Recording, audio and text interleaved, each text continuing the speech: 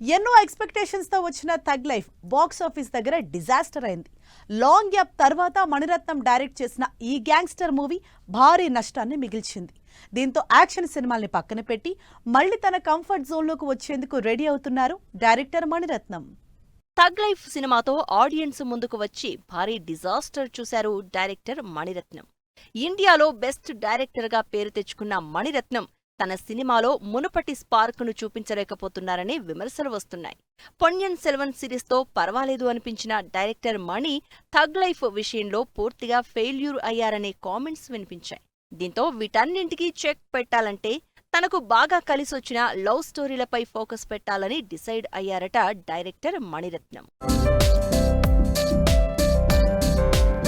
Director Mani Ratnam పేరు వినగానే ఎక్కువగా ఇంటెన్స్ డ్రామా ఉన్న సినిమాలు, మంచి రొమాంటిక్ టచ్ ఉన్న సినిమాలు గుర్తుకు వస్తాయి. కానీ రీసెంట్ టైమ్స్లో డైరెక్టర్ మణి చేసిన నవాబ్, PS1 and 2 సినిమాలు, లేటెస్ట్ గా రిలీజ్ అయిన థగ్ లైఫ్, ఈ సినిమాలన్నీ తన కంఫర్ట్ జోన్ నుంచి బయటకి వచ్చి చేసిన సినిమాలే.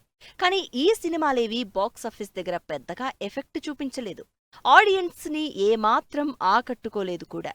దీంతో డైరెక్టర్ మణిరత్నం మళ్లీ తన కంఫర్ట్ జోన్లోకి వచ్చేసి ఇంట్రెస్టింగ్ లవ్ స్టోరీని ప్రజెంట్ ట్రెండ్ కి తగ్గట్లు రెడీ చేసుకున్నట్లు తెలుస్తోంది. డైరెక్టర్ మణిరత్నం కెరియర్ బిగినింగ్లలో వచ్చిన రోజా, బొంబాయి సినిమాల్లో ఎంత ఇంటెన్సివ్ డ్రామా ఉన్నా సినిమాలోని రొమాంటిక్ సీన్స్ మాత్రం నెక్స్ట్ లెవెల్ అని చెప్పాలి.